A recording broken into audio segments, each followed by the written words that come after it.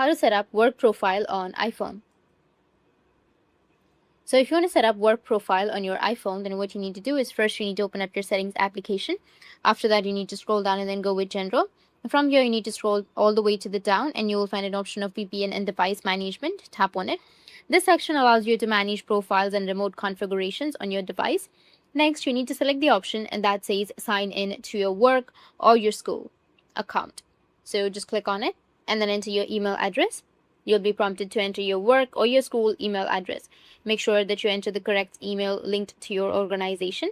After submitting your email, Apple will verify it and check for any available remote management configuration associated with your account.